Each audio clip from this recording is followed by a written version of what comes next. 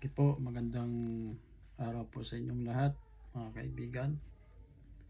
Pag-uusapan po natin ang dalawang programa ng Diyos dito po sa Biblia, dahil po sa totoo lang marami pong tagaturo ng Biblia o mga pastor, hindi ko man nila lahat, na nalilito dito sa dalawang programa kung paano gamitin tungkol sa kaligtasan. Kaya nagkakaroon po ng mga debate at hindi pagkakaunawa sa mga talata na kinukuha kung parte sa kaligtasan.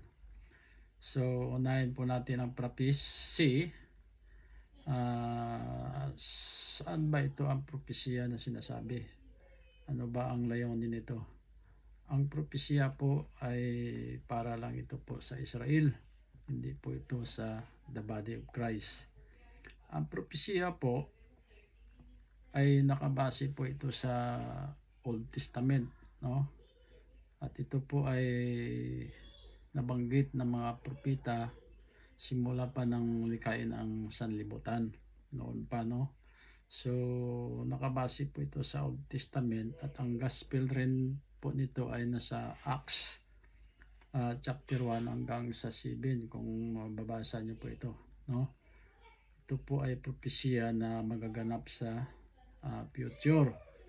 Kasi ang gospel sa Acts 1 to 7, ito po ay ang mga audience dito ay mga Hudyo, at ang speaker dito po ay si Peter, no? Apostol Peter. At ang doctrines po dito na sinusunod nila ay ang Mateo 24, Acts 2 verse 38, Mark 16. Ito po yung mga sign. Acts 2 verse 38 po para ito sa Israel, hindi ito para sa the body of Christ, no? Kasi ito po ay repentance ng Israel para sa darating sana nila na Messiah na mag-aari doon sa Israel. Ang problema po ay nireject nila si Jesus Christ, no? Kung babasahin mo ito ang Acts mula 1 at hanggang 7. So ang salvation dito ay faith plus works. Pag sinabi natin faith plus works, ibig sabihin panampalataya at may kasamang mga gawa. So ang works dito ay kautusan. Ang law of Moses ang sinusunod dito. Animal sacrifice dito ng mga Hudyo para sa maligtas. Kada taon kailangan may mga aalay sila na tupa para sa kanilang kasalanan. At ang pangalawa po, ito ang sinasabi nila na endurance, no? Sa Mateo 24 verse 13. Ang endurance po dito ay ang sabi, ang sinong magtitiis hanggang wakas ay siyang maliligtas, no? Pero ito ay papuntang millennial kingdom. Propesya din po ito. Ikaw ay maliligtas sa kamatayan, physical, at ikaw ay maliligtas sa antichrist system, no? Save ka rin papuntang earth, kingdom of earth, no? Papuntang ito, sa kingdom of earth to, sa pag-aari ni Kristo. Ito lahat ay propesya, hindi mystery, no? Kasi iba ang programa ng propesya at iba rin ang programa ng mystery. Hindi po ito kasama sa mystery program ang prophecy. So ang destination nito po ay sa tribulation, no? Second coming ni Jesus Christ, no? 7 years tribulation ito ang prophecy program. Ang kaligtasan dito hindi spiritual kundi physical. Kaya nga may endurance, no? Ang saved dito hindi spiritual salvation tulad ng grace ngayon, no? Hindi tulad ng grace na spiritual, no?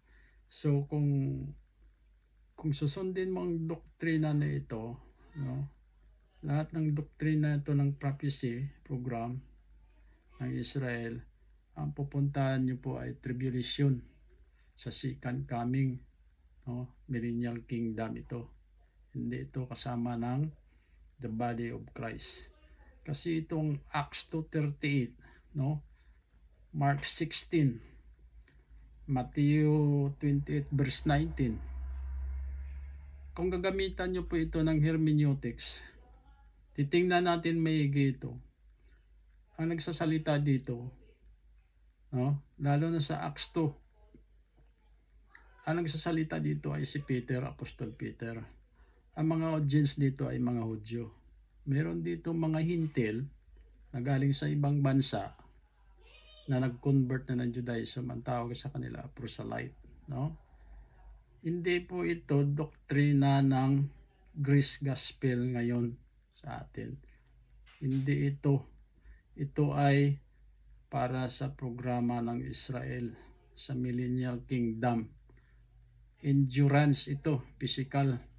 Kung ito ang doktrina na pinaniniwalaan nyo, dito ang punta nyo sa Millennial Kingdom. Hindi kayo mapabilang sa rapture. Dahil ang rapture ay nasa mystery. No? Hindi nyo pwede ito na kinukuha nyo, ikukot nyo para sa kaligtasan natin. Hindi. No? So ano ba ang mystery program? Ang mystery program po ay the body of Christ. Nabubuo ito ng programa ni Apostol Paul, no, sa pamamagitan ng pananampalataya lamang, no. Ano ba ang layunin ng mystery program, no? Ang mystery program, ni-rebuild ito kay Paul lang mula Romans hanggang Philemon. Ang salvation po dito ay faith alone. Pananampalataya lang sa tinapos ni Kristo sa krus ng Kalbaryo, no? Kung babasahin natin to sa Ephesians 2 verse 8, no? Tingnan natin ang Ephesians 2 verse 8. Ephesians 2 verse 8 and 9. For by grace are ye saved through faith, and not that of yourself, it is the gift of God, no? So naligtas tayo sa pamamagitan ng pananampalataya, hindi sa atin magawa. Ito ay regalo lang ng Diyos, no? Not of works, hindi sa pamamagitan ng gawa. Kahit sino walang pwedeng na ipagmamalaki. Ito po ang gospel na tinuturo ni Apostol Pablo, no? Mystery program. Babasahin natin ang mystery program. Ito po ay biblical sa Romans 16 verse 25, no? Romans 16 verse 25. Para maintindihan natin, kasi kapag inalo mo itong dalawang programa nito, ang mangyari sa iyo ay maging perverted gospel ang turo mo sa mga pastor, no? So, now to him that is the power to establish you according to my gospel, in the preaching of Jesus Christ according to the revelation of the mystery, which was kept secret since the world began. Ito ay tinago, hiwaga, no? Kaya si Apostol Pablo po ang napili dito na maging isang apostol natin. Sa Romans 11 verse 13, siya lang po ang apostol. So, ang final destination po ng mystery program, no? Ito po ay spiritual, hindi po ito physical, no? Final destination ito ay heavenly calling, Philippians 3 verse 20, no? Ito po yung destination niya, mararapture ka. Hindi ka maiiwan dahil kapag ikaw ay naniniwala sa Ebanghelyo ni Apostol Pablo na nireveal ni Jesus Christ, ikaw ay mararapture. At walang water baptism ito. Holy Spirit baptism ang gagawa dito. Kapag ikaw ay naniniwala, sisilyuhan ka. Kapag ikaw ay nasilyuhan na, papunta ka sa the body of Christ, no? So ang final destination mo dito ay rapture, papuntang langit, no? So bakit ginagamit ng iba ito? Ginagawa nilang halo ang dalawang programa nito dahil hindi nila naunawaan ang dalawang programa kung paano gawin na ibabase natin sa ating kaligtasan, no? Una-una sa mga wanis, no? Ito ang propesya lagi nila ginagamit no? Lalo na sa mga Pentecostal, ginagamit nila ito, ang propesya na doktrina para sa kaligtasan. No? Kailangan mo daw mag-water baptism, no? Kasi yan daw ay utos o command.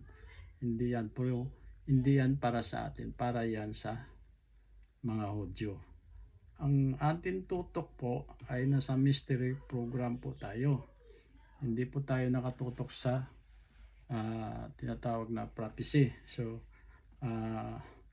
ngayon, bakit hindi sila mapupunta sa rapture? No? Kasi po, ang rapture ay mystery event. No? Hindi po ito prophecy event. Mystery event ito for the body of Christ only. No?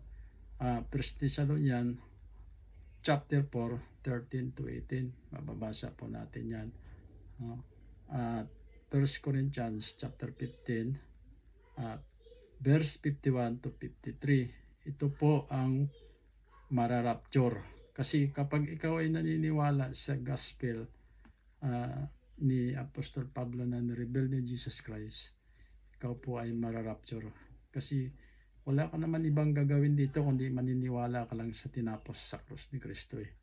Yan lang naman ang gagawin mo eh. Kasi hindi mo na dapat gumawa pa na isama mo sa kaligtasan mo. Hindi. Ito lang ang gagawin mo. Mananalig ka lang, mananampalataya at ikaw ay maliligtas. No? Kaso lang hindi ito matanggap ng iba. Kasi bakit daw yun lang? No? So kailangan nila haluan ng mga gawa. No? Pagbautismo, kung ano-anong ginagawa na sa simbahan, mga prayer meeting, kailangan nila magsimba linggo-linggo, kailangan nila humingi ng tawad araw-araw. So dito po hindi yan required na ganun. So, kasi iba ang doctrine ni Apostol Pablo, no? So ang pinaka-summary dito, no? Prophecy doctrine, earthly destination, millennial kingdom. At ang prophecy doctrine po ay heavenly calling. Yan lang po. At salamat po sa pakikinig. God bless po.